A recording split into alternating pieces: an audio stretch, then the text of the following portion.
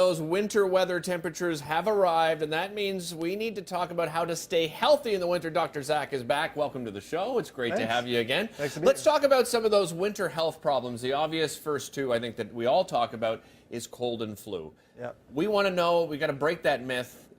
Joanne and I were talking about it before. Can you really catch a cold from being out in the cold? Your parents always told you, right? Go catch the death of a cold. Is there any truth to that? I mean, the brief answer is no. Okay. The cause of a cold is a virus. Okay. There's a few different viruses that cause a cold. Same with the flu. It's a specific virus that causes it. Now, there's some debate, and there may be some evidence that if you are cold, if you remain cold for a while, or another thing is if you don't sleep enough, that you're more susceptible to catching these things because your immune system is constantly fighting. Right. We're constantly being bombarded with viruses, actually, and more so in the winter because we're all inside and in closed spaces and sharing our air. But the cold itself won't give you a cold or the flu. There you go, Joanne. Myth busting right here with Dr. Zach. Next up, another health problem is heart attacks. And we see this with older, usually males, overexerting themselves in the winter months, right? Yeah. There's a number of factors. So one of the things is it's people who aren't usually exerting themselves who suddenly get out there into the cold and start shoveling snow. That's sort of the classic, you know. I mean, we see them in the emergency department. They start shoveling snow. They haven't done much for a while. And especially they're shoveling snow in the cold. The cold doesn't help either. The cold weather, it tends to increase blood pressure somewhat. Blood clots happen more easily in the cold.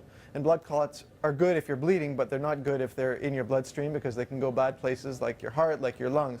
And so all those things contribute to increasing the risk of heart attacks. And actually the risk goes up by up to 50% in the winter months of having a heart attack. Wow. Yeah, so it's something to be aware of. And it's important to be aware of the symptoms also. It's not always chest pain. And in fact, it's not really chest pain per se. It's more like a chest pressure or heaviness or squeezing. But some people don't get that, especially women. Some people feel a discomfort in their back, nausea, lightheadedness, sweating, and shortness of breath, for sure. So you may not have chest discomfort or chest pain at all. So that's why it's important not to think, oh, it's not chest pain, it's not a heart attack. If it's something that's unusual, it's uncomfortable, it's persistent, you know, it may be worth getting checked out. Another thing we're seeing with more and more people being diagnosed with seasonal affective disorder. I have a friend who really struggles with this. Yeah. And a lot of people wonder, is this really a true disorder? And it is. It is. It's been studied a great deal. Yeah. Tell us about it. Like, how do people get themselves out of that? What are some of the tips you can share? Well, the thing is, what people maybe don't know is seasonal affective disorder. It's basically depression, except it has this seasonal variability. So it tends to happen in the winter months. And some people are very susceptible to not getting enough sunlight or light generally. It doesn't have to be UV light. And so one of the main treatments for it is actually a light box. They sell these things. It has to have, there are specifications. You don't want one with UV light. You want it as little as possible because that causes other problems for your eyes, for your skin. But it should have at least 10,000 lux.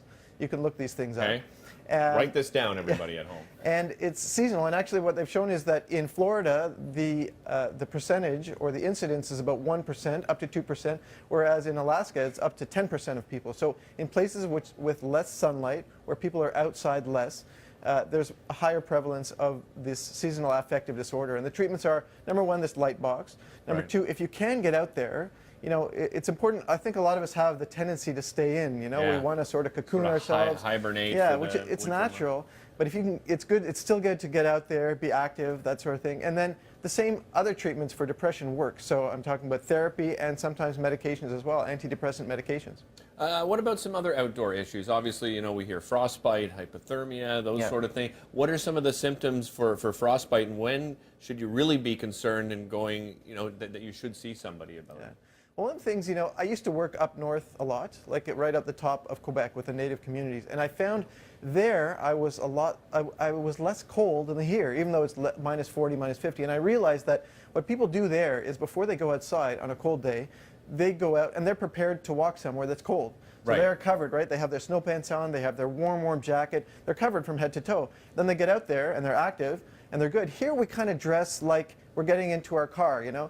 So I'm more cold here because I'm just walking 10 feet into a car, and then, so I'm colder here. I'm not prepared for it. So one thing is dress properly, right? Cover up. So wear mitts, wear a hat, wear neck warmer, and if necessary, if you're outside for a while, you've seen the people, and, you know, goggles, you know, it looks kind of silly sometimes, but you know, I've worn them. If I'm biking or if I'm running somewhere in the winter, you gotta protect your exposed skin.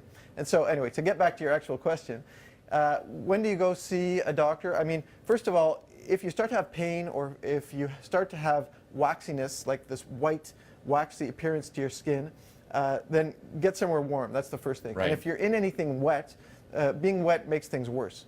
So you want to take off all your wet clothes and get into something dry and warm. In terms of hypothermia, that's when your core body temperature drops, and that's actually dangerous to your life. You know, it can actually cause organ failure. It can cause heart arrhythmias or irregular heartbeat, which are life-threatening. You want to get somewhere. It's the same sort of thing in terms of getting the cold things off and getting somewhere warm.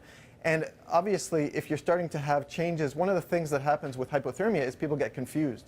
Right. So if you're feeling like you're getting confused, the first thing I would say is call for help. Okay. And if you're with someone, then hopefully the person recognizes that, and you can, if you notice that in a friend of yours, you can, or a loved one, you can bring that person to help, because one of the problems is once you're confused, you may not have the wherewithal to get to help. So if you start to notice a change, call for help. That's what we say with if someone collapses also. If you witness someone who collapses from anything, call for help first, because if you're tending to them, then no one else is coming to help. Dr. Zach, I got to stop you there. There's so much information that we could share. We're going to send everybody to our website, btmontreal.ca. You can check out the blog to find out more information and more concerns you should have over the winter months. Thanks so much for joining us. We'll be back right after this.